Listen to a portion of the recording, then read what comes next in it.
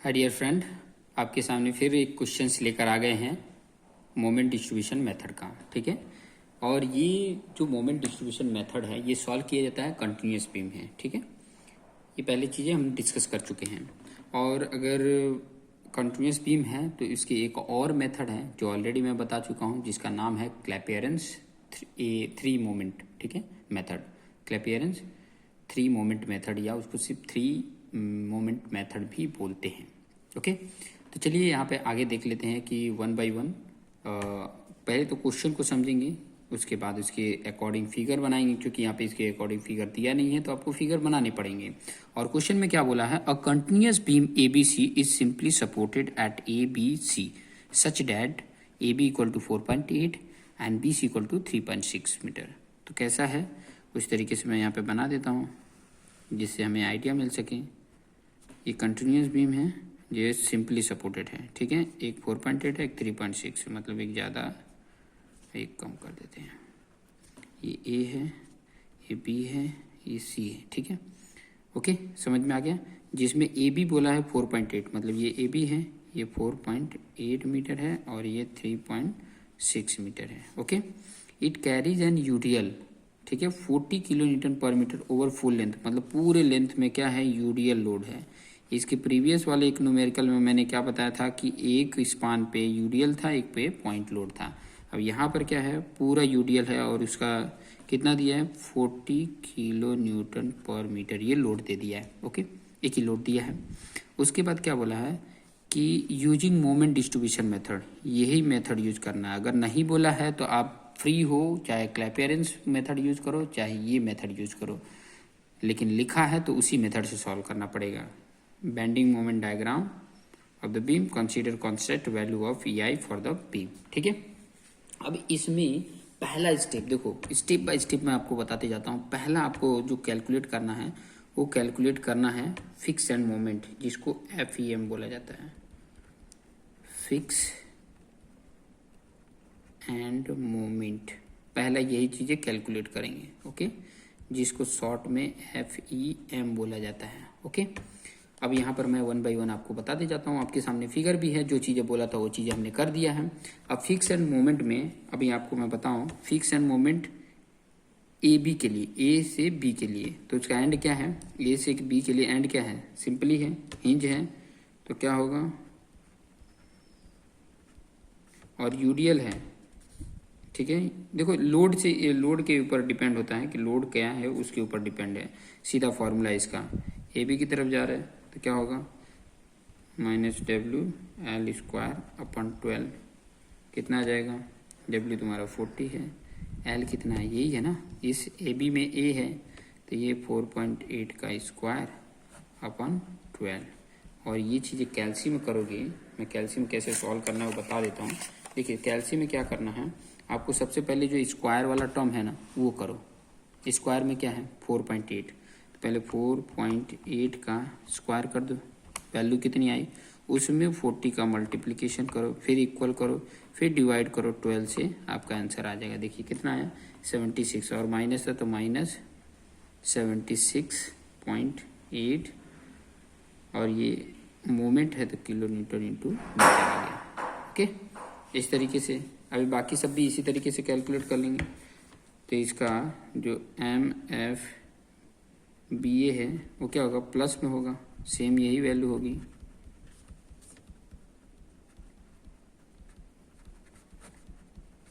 लेकिन ये पॉजिटिव है, 76.8 किलो न्यूटन।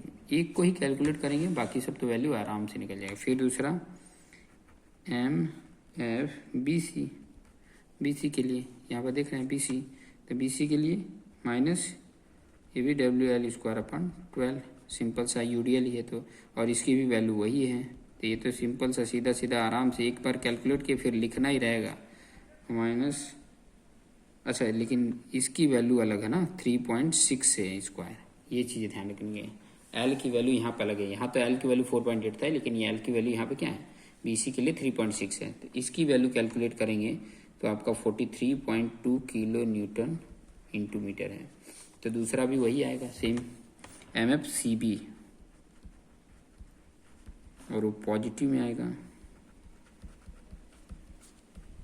-40 इंटू 3.6, ये पॉजिटिव रहेगा, स्क्वायर अपॉन 12, और ये कितना आ रहा है positive 43.2 kilo newton into metre. ये आ गया। ये पहला स्टेप, यही है पहला स्टेप कैलकुलेट करने के लिए। पॉइंट लोड होता है तो क्या होता है, WL/8 होता है, ठीक है। याद रखना पॉइंट लोड के लिए WL/8 करते हैं, और अगर UDL है, ठीक है, लोड के बेस पे ये फिक्स एंड मोमेंट डिसाइड होता है। ये चीज़ें याद रखना, लोड कैसा है उसके बेस पे ये फिक्स एंड मोमेंट आता है, मतलब आप पहले चैप्टर में पढ़ चुके हैं। ओके, नेक्स्ट जो दूसरा पार्ट करना है, जो दूसरा पार्ट है उसको बोला जाता है DF, डिस्ट्रीब्यूशन फैक्टर। ये निकालना है डिस्ट्रीब्यूशन फैक्टर।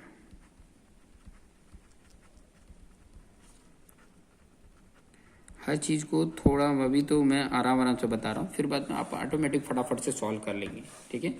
अभी ये आराम आराम से बता रहा हूँ, लेकिन ऑटोमेटिक आप फटाफट सॉल्व कर लेंगे। सबसे पहले इसमें क्या लिखते हैं, एक टेबल जैसा बनाते हैं। एक काम करता हूँ, मैं स्केल ले लेता हूँ, स्केल से बराबर बनेगा, ठीक है।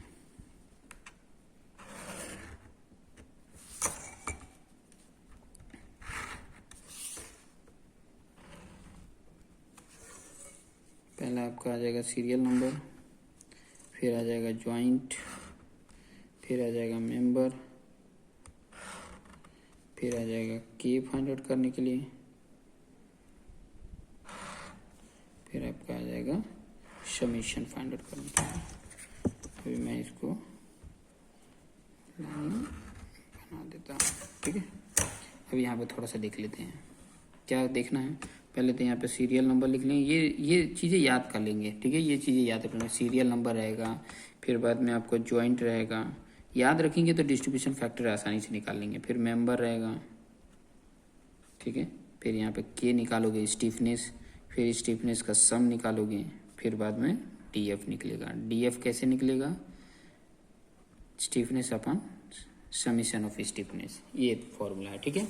मतलब पहले सीरियल नंबर, फिर जॉइंट, फिर बाद में मेंबर, फिर बाद में स्टीफनेस, फिर उसका सम, ठीक है। सम कर लेंगे, फिर बाद में उसका DF निकाल लेंगे, ओके। अब यहाँ पे ध्यान दीजिए, पहला अगर बात करूँ तो जॉइंट जो लेंगे ना, देखो थोड़ा सा मैं आपको बता भी देता हूँ, आपके सामने ये है, तो सबसे पहले ध्यान देना कि जॉइंट ये लेना, फिर ये और ये लेना, लास्ट वाला बाद में लेना, पहले बीच वाले लेना, ठीक है, याद रहेगा। फिर बाद में मैंने ले लिया जॉइंट B, और B से क्या हो रहा है, एक तो BA हो रहा है और BC हो रहा है, मेंबर दो बन रहे हैं ना B जॉइंट से, BA मेंबर और BC मेंबर, दो मेंबर दिख रहे हैं। तो BA मेंबर में आप देखोगे कि इसका जो फ्री एंड है वो क्या है, हिंज है, ठीक है। तो हिंज के लिए 3EI/L होता है, 3EI/L, और LBA के लिए क्या है 4.8 है। तो कितनी वैल्यू आ जाएगी इसमें, 3/4.8 करोगे तो आपकी वैल्यू आती है 0.625, और EI तो ऐसे ही है, वैसे लिख देंगे, ये कांस्टेंट है इसलिए उसको ऐसे ही रख देते हैं। और BC मेंबर के लिए करोगे तो ये भी, इसका भी लास्ट क्या है, हिंजी है, तो 3EI/L, L इसके लिए कितना है 3.6 है, तो इसको जब सॉल्व करेंगे तो 0.8333 EI आ जाएगा, ठीक है। अब इन दोनों को सम करेंगे, देखो जॉइंट के पास जो रहते हैं इन दोनों का सम यहाँ पे लिखना पड़ता है, और इन दोनों का सम करते हैं तो 1.458 EI आ जाता है, ठीक है, ये आ गया।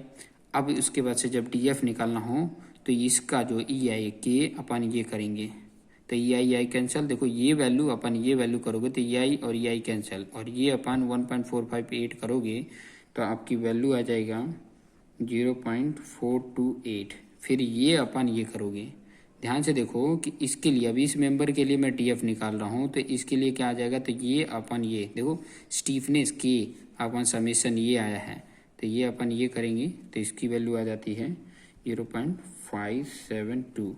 और याद रखना कि जब भी कोई जॉइंट है, ठीक है, उसके बगल में मेंबर हैं, तो इन दोनों का सम 1 होगा। DF क्या बताता है, इन दोनों का सम क्या होना चाहिए, 1 होना चाहिए, ठीक है। 1 नहीं है तो कहीं ना कहीं मिस्टेक है।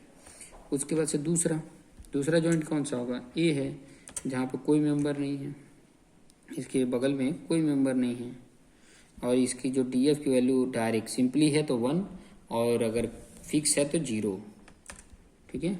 अब C पे भी कुछ ये नहीं है, लेकिन सिंपली है इसलिए हिंज है तो 1 आ गया। ठीक है, इतना हो गया, ये 2 हो गया। ठीक है, ये 2 समझ में आ जाएगा। ये 2 अगर समझ में आ गया तो उसके बाद आगे चलते हैं और आगे मैं आपको बताऊंगा किस तरीके से हम डिस्ट्रीब्यूशन मेथड यूज करके उसकी जो अननोन मोमेंट है उनको फाइंड आउट करेंगे। ठीक है, उसके अननोन मोमेंट को उस तरीके से हम फाइंड आउट करके बताएंगे।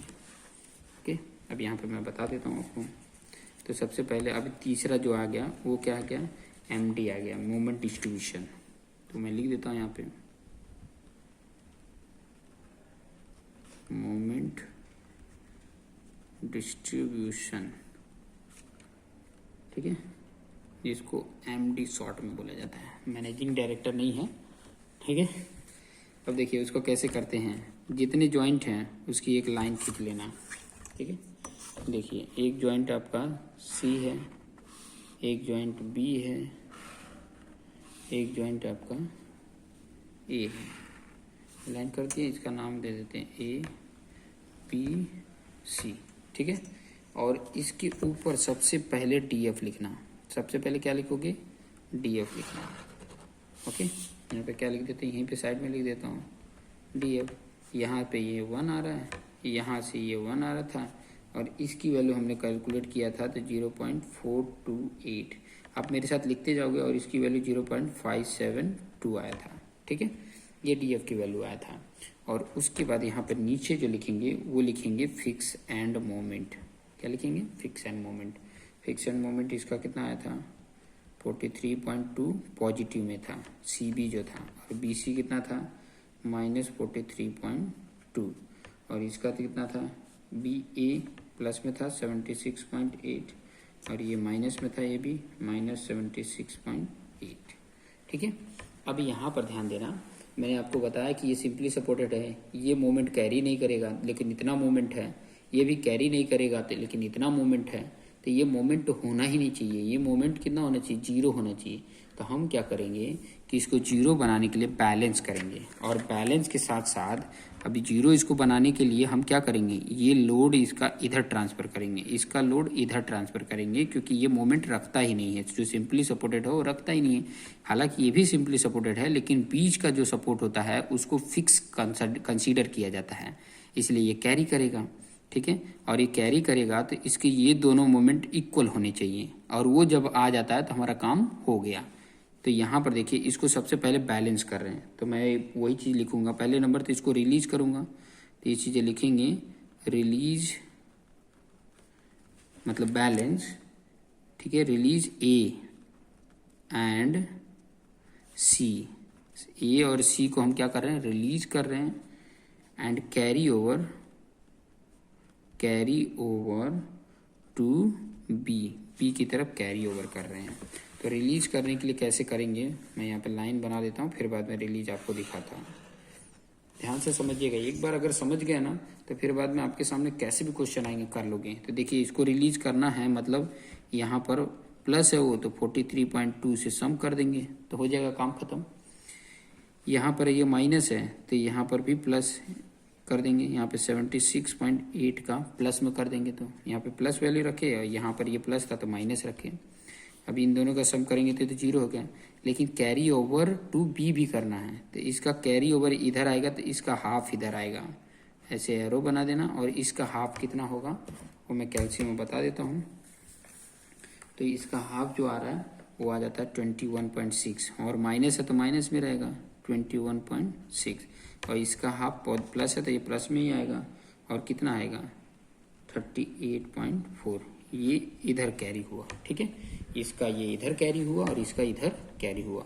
अब क्या कर लेंगे इधर, अब ये इसको बैलेंस करेंगे, रिलीज किया ना, रिलीज करना मतलब बैलेंस ही होता है, यहाँ पे लिख देता हूँ ब्रैकेट में, बैलेंस कर रहे हैं। ठीक है, बैलेंस, क्योंकि ये होता ही नहीं है, रखता ही नहीं है, ये मोमेंट को कैरी ही नहीं कर पाएगा, तो इधर मोमेंट होने से क्या मतलब है, तो हमें ट्रांसफर करना पड़ेगा।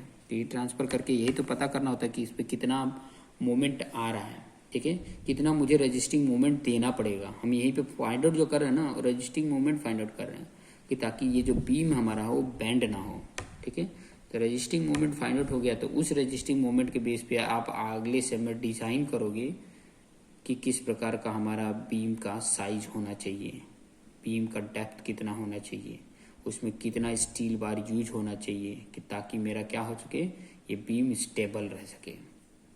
तो चलिए इन दोनों को देखो बैलेंस किए तो इसका इनिशियल मोमेंट आ जाएगा। अब इनिशियल मोमेंट आ गया, कितना आ रहा है, यहाँ 0 होना चाहिए, आ गया, यहाँ 0 सम किए आ गया। इन दोनों को सम करोगे तो -64.8 आ जाएगा। देखो 6 to 8 और ये जोड़ोगे तो 64 आ गया। इन दोनों को जोड़ करोगे तो प्लस में आएगा, कितना आ रहा है 115.20, ये आ गया। अभी भी देखोगे यहाँ पर तो ये दोनों वैल्यू क्या है, बराबर नहीं है। और जब ये बराबर आ जाए, क्योंकि इधर इधर माइनस में इधर प्लस में आने चाहिए, इधर पॉजिटिव इधर निगेटिव सेम आना चाहिए, और सेम नहीं है मतलब कुछ और इसको ज़रूरत है। तो उसको ज़रूरत करने के लिए क्या करते हैं, अब इसका डीएफ की ज़रूरत पड़ती है। ये डीएफ जो निकाले हैं ना, इसका अब ज़रूरत पड़ती है। तो देखिए क्या करते हैं, पहले ये देखो, ये इसमें से ये माइनस है तो इसमें से इसको माइनस कर दो। दोनों प्लस रहते तो जोड़ देते, लेकिन यहाँ पे क्या है, प्लस माइनस है, तो इनको सॉल्व करोगे तो प्लस में, क्योंकि ये बड़ा है, प्लस में वैल्यू आएगी। और कितना आएगी वो मैं बता देता हूँ, 115.2 माइनस 64.8, तो कितना आया 50.4 आ रहा है। कितना आ रहा है 50.4, 50। देखो यहाँ पर मैंने लिखा भी है, आप देख सकते हो कि 115.2.64.8, तो इतना आया। अब ये वैल्यू मेरा पॉजिटिव में आई है, तो जब पॉजिटिव में आती है तो यहाँ दोनों की वैल्यू निगेटिव में लिखी जाएगी। दोनों की वैल्यू किस में लिखी जाएगी, निगेटिव में। पॉजिटिव में आए तो निगेटिव में करना, और निगेटिव आए तो पॉजिटिव में लिखना है। लेकिन ये जो वैल्यू आई है 50.4, वो इसमें मल्टीप्लिकेशन करके यहाँ लिखना है, और इसमें मल्टीप्लिकेशन करके यहाँ लिखना है, ठीक है। और बैलेंस करने के लिए ये जो काम किया जाता है, इसको क्या बोला जाता है, बैलेंस।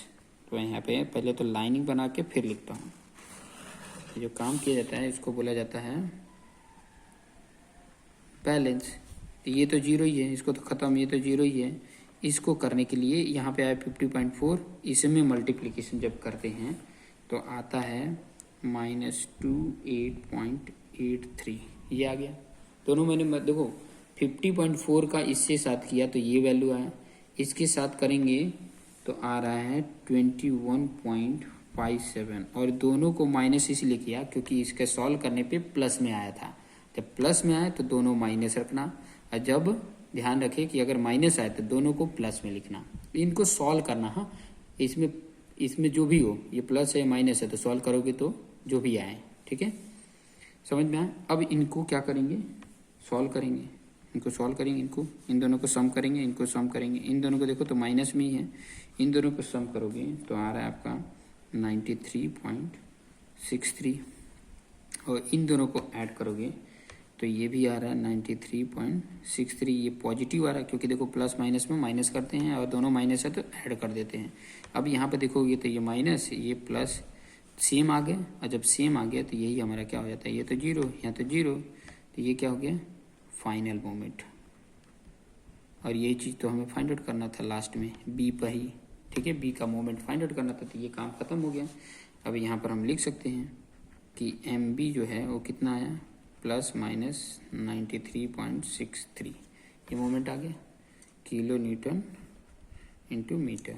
और एम ए 0 करना था, एम सी 0, ये आ गया, काम मिल गया। अब ये हो गया तो इसके बेस पे आप क्या करोगे, स्पान पे जो लोड है उसका maximum bending moment, maximum bending जो है वो फाइंड आउट कर लेंगे, मैक्सिमम बेंडिंग। तो ये चीज़ें भी हम कर लेते हैं। जो डी नंबर है चौथा, वो क्या करेंगे, सिंपली सपोर्टेड मोमेंट, जिसको बोला जाता है सिंपली सपोर्टेड मोमेंट कैलकुलेट करेंगे, ठीक है। सिंपली सपोर्टेड मोमेंट मतलब अगर मैं स्पान ए बी की बात करूं, ए बी पे, तो उसका मोमेंट, मैक्सिमम मोमेंट कितना होगा, यूडीएल है, यूडीएल है तो WL²/8, तो क्या हो जाएगा, यही होता है ना WL²/8। अगर इस पॉइंट लोड होता है तो WL/4 होता है, ठीक है।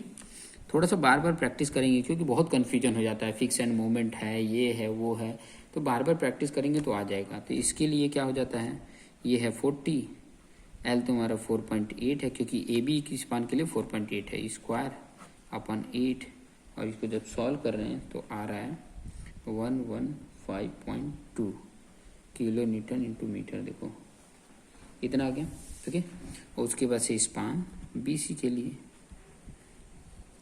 मैक्सिमम, और कैसा है वो भी WL²/8, ये 40 और यहाँ पे ये 3.6 का (²/8), क्योंकि ये इसका L की वैल्यू ये है। और यहाँ पे इसको कैलकुलेट करते हैं तो ये आता है 64.8 किलो न्यूटन इंटू मीटर। अब ये चीज़ें हो गई तो फिर बाद में आपको अब क्या ड्रॉ करना रह गया, आपका बेंडिंग मोमेंट डायग्राम ड्रॉ करना हो गया। तो यहाँ पहले तो मैं बीम ड्रॉ कर देता हूँ, उसके बेस पे बाकी लाइन ये सब ना ड्रॉ कर देना, ठीक है। इसके लिए कोई मतलब स्पेशल स्केल लेने की ज़रूरत नहीं है, हाँ, कि इसके लिए स्केल लेने की ज़रूरत पड़ेगी। आप ऐसे अंदाजे मतलब कि ये ज़्यादा लेंथ की स्पान है तो ये तो था तुम्हारा 4.8 मीटर और ये है 3.6 मीटर। ओके, समझ में? ये है आपका A, ये है आपका B, ये आपका C। यहाँ का आप मोमेंट की अगर बात करेंगे यहाँ पे 0 है। यहाँ का ये मोमेंट रेजिस्टिंग मोमेंट MC 0 है, लेकिन यहाँ का ये मोमेंट और ये मोमेंट दिया हुआ है, ठीक है। कितना दिया था? 93.63, ठीक है। और फिर बाद में इसका मैक्सिमम भी दिया है। तो यहाँ पर उसका बेंडिंग मोमेंट किस तरह से ड्रॉ होगा मैं यहाँ पे बता देता हूँ आपको। यहाँ पे A है, B, C। अब देखिए ये इसकी वैल्यू जो मैक्सिमम आई है, देखो यूडियल है तो कर्व आएगा, पैराबोलिक कर्व ही होगा, ठीक है। और कितना दिया था? 115.2। तो 115.2 को इस तरीके से कर्व बन गया, ठीक है। और इसका अप्रोक्सीमेट उसके हाफ से थोड़ा ज़्यादा है, तो उस तरीके से बनाओ। ये हो गया। देखो यहाँ पर इसका जो मैक्सिमम आ रहा था वो कितना था? 115.2 किलो न्यूटन इंटू मीटर, ठीक है। और यहाँ पे जो मैक्सिमम हो रहा था बेंडिंग वो कितना था? 64.8 kilo newton into metre. Okay, अब यहाँ पे इसका मूवमेंट भी तो है ना, तो इसका मूवमेंट कितना था? 93। तो इससे ज़्यादा इससे कम यहाँ पे ले लेते हैं 93.63 किलो न्यूटन इंटू मीटर। तो इसका इस तरीके से बनेगा और इसका यहाँ पर आ जाएगा, बन गया। और ये क्या था? इस साइड में ये पूरा नेगेटिव, ठीक है। यहाँ पर ये पॉजिटिव और ये पॉजिटिव, ठीक है। आप लाइनिंग भी इस तरह से बना सकते हो।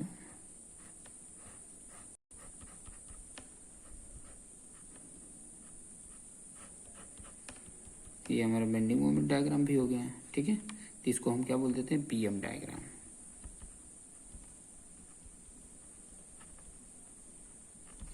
समझ में?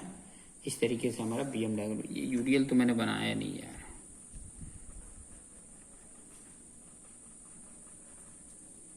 लिख देने को 40 kilo newton per metre. Okay, इस तरीके से बना के फिर बाद में ये बेंडिंग मोमेंट डायग्राम बना देना। बहुत ही आसान, बहुत ही सिंपल तरीके से ये हमारा बन गया।